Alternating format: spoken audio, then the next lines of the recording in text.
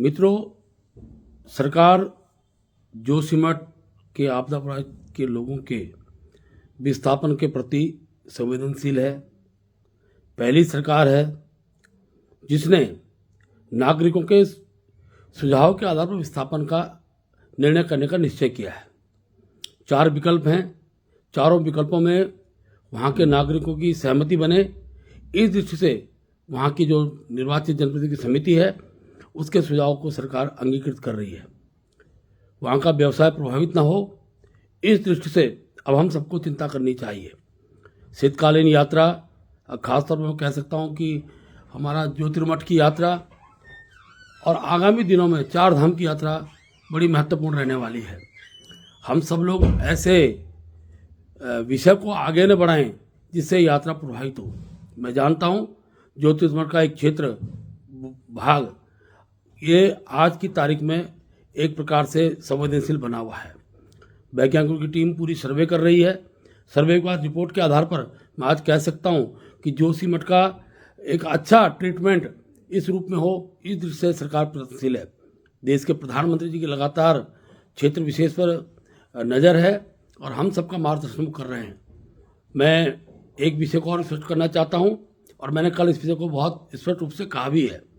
कुछ लोग जो सामरिक दृष्टि से महत्वपूर्ण क्षेत्र के अंदर इस प्रकार का माहौल तैयार कर रहे हैं कि वहाँ की यात्रा प्रभावित हो, वहाँ का जो पर्यटन है वो प्रभावित हो, ऐसे लोगों से वहाँ के नागरिकों को सचेत रहने की आवश्यकता है।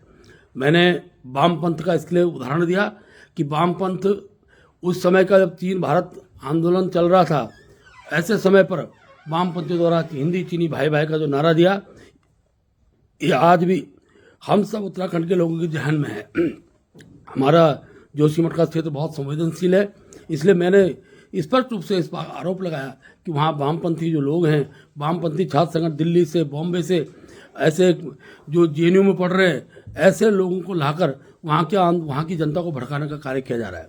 मैंने किसी भी प्रकार से जनता को आंदोलन में जाने से रोकने के मेरे द्वारा पूर्व में प्रयास हुए और मैं कह सकता हूँ आज अगर इतना विलंब इस सारी स्थिति में हो रहा है, इसके पीछे वामपंथी संगठन के लोग ही हैं। आखिर सरकार यथाशीघ्र समाधान चाहती है, लेकिन कुछ लोग हैं जो इस समाधान में एक प्रकार से रुकावट पैदा कर रहे हैं और जिनमें वामपंथी छात्र संगठन और वामपंथी से जुड़े हुए अनेकों लोग हैं। कल इस विषय पर एक स्पष्ट ये कह सकता हूँ कि माओवादी शब्द का प्रयोग निश्चित रूप से मेरे मुंह से निकला, क्योंकि मैं जानता हूँ माओवाद और लेनिनवादों दोनों प्रकार के संगठन इससे जुड़े हुए रहते हैं।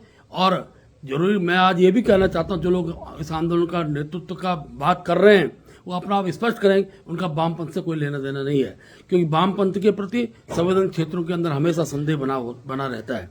इसलिए मैं वहाँ के नागरिकों से स्पष्ट निवेदन करूँगा, इस प्रकार के लोगों को भड़कावे ना है। और वहाँ की जनता आज भी राष्ट्रभक्त जनता है। आंदोलन में जबरदस्ती उनको बुलाया जा रहा है, उनको बिठाया जा रहा है और निश्चित रूप से सरकार की जो पहल है विस्थापन की पहल, उसमें रुकावट पैदा करने के लोग प्रयास कर रहे हैं।